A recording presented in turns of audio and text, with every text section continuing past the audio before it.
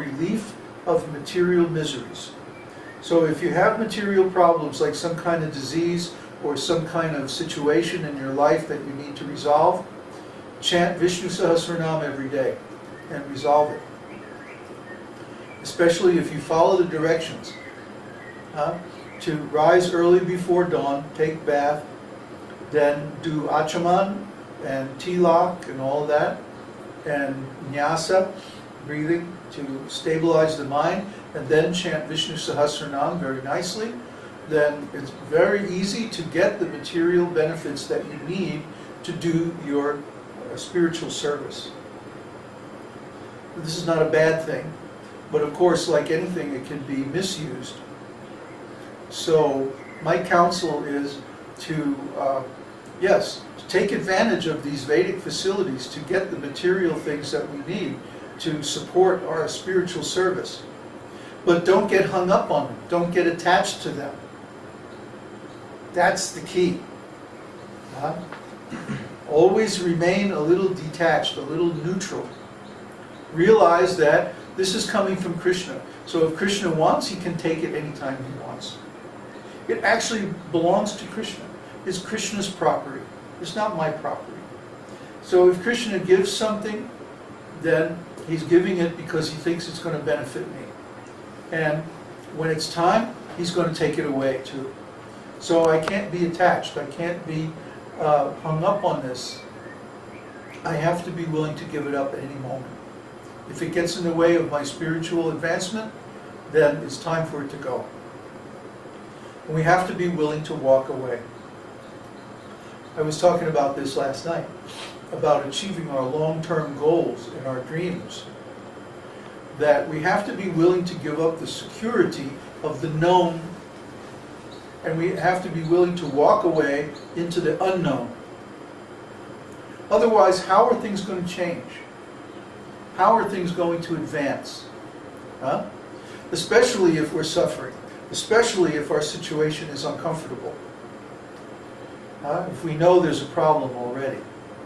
How is it going to change if we remain attached to the status quo? It can't change because we're resisting the change.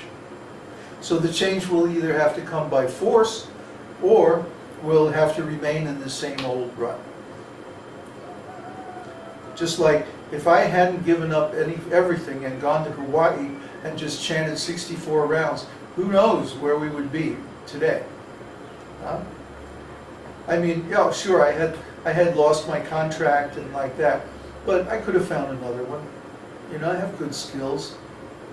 So it wasn't like it was the end of my job or, you know, like I was unemployed. You know, I was deliberately unemployed. So I took the chance, threw everything into my truck, drove all the way to California from Florida again. Again? Yeah. And all across the U.S., you know, and put everything on a boat, flew up to this island where I'd never been before, camped out in this lonely place, and just chanted. Just took complete shelter to the holy name. And it really paid off big. If I hadn't taken that gamble, then who knows what would have happened? I could have stayed in South Florida puttering around and, you know, just making money and stuff for years. I could still be there now, who knows? I wouldn't be here. We wouldn't be anywhere. We'd just be right where I was back in 2000, which was not a very satisfying place. So you have to take the risk. The more risk you take for Krishna, the more he rewards it. That's been my experience. Like I gave up everything and went to the West Coast in 1967. And the result was I met the devotees and met Prabhupada. Like I gave up everything in 1975 and went to India. With no money. No guarantees, no security, no nothing. And I got to serve Srila Prabhupada. And I got to know his sister. So many good things came out of that. Every time I've taken a big risk for the sake of Krishna, then really good things, really wonderful things have come out of it. Huh? Just like Connor came here and Florian, all the way from Europe, huh? To live with some madman in the jungle. With no travel insurance. No insurance. And no school degree. No insurance and no degree. Oh my God. What do you do? Poor baby. So, is it working out okay so far? Oh yeah. Oh yeah. Oh yeah. Everybody's happy. So, just see, Krishna protects his devotees. And that's the mood of that form of Lord Nrsimha. So, we're going to keep our little lion around for a long time. What have I asked? What is Nyas? What is who? Nyas. Oh yeah, the names is crazy. Exercise practice? Is it from pranayama? Oh, yeah, it's pranayama.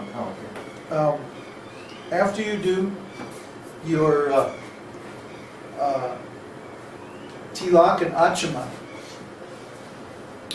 then it's called nyasa, N-Y-A-S-A, Oh, I spelled it right. nyasa, with two long A's. Huh? Two long or one with a... Two long A's. Nyasa. Is it spelled with two long legs or is it with the... How do you call it? The line. Macron. Macron. Macron. Is that what's called Macron? Yeah. Wow. Definitions. We call it in Irish, we call it a fada. For who? A fada. A fada? Yeah, you put a stroke over the A, it goes ah. Yeah. Fada. Long A. Yeah. Yeah. What is it? Macron. A macron. Yeah. A macron is the long mark. Mhm. So it's called nyasa. And the way you perform nyasa is you have these three fingers. This one goes on the bridge of the nose, and then the thumb and middle finger go on the nostrils on either side. And so you use the finger to close one nostril and breathe in, then close the other nostril and breathe out. Then breathe in again, then reverse, and breathe out. Huh? Everybody's trying it. All over the world, so. What are you doing to your nose? Okay, so I'll go over that again. You take the three fingers like this, huh? And then like breathe in through the left nostril, then close the left nostril, open the right nostril, and breathe out through the right nostril. Then leaving the right nostril open, breathe in again. Then close the right nostril, open the left nostril, breathe out, and so on. How many goes? So it feels good. What you're doing is you're harmonizing or matching the flow of energy in the left and right spinal channels, the Ida and Pingala, so that the two hemispheres of the brain are in balance, left and right brains. Because sometimes in the morning when you wake up, one side here does not work. It's like, Yeah, you got it's really hard. morning face.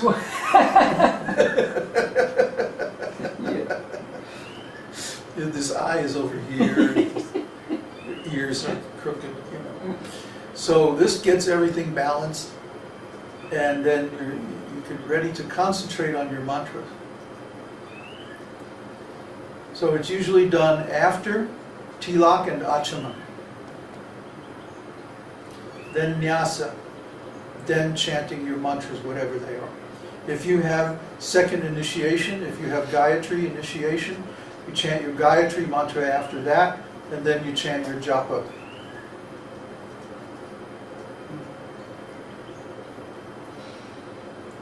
Any other questions? Well, they want to know how much time exactly. Oh, come on. It's until you feel balanced, until you feel wide awake and mentally balanced.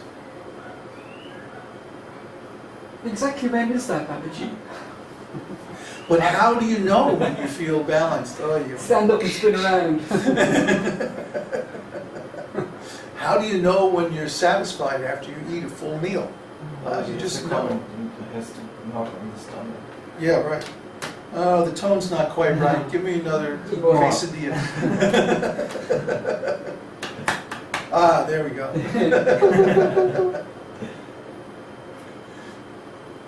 Is everybody happy now? I guess so, they're laughing. Good. Good.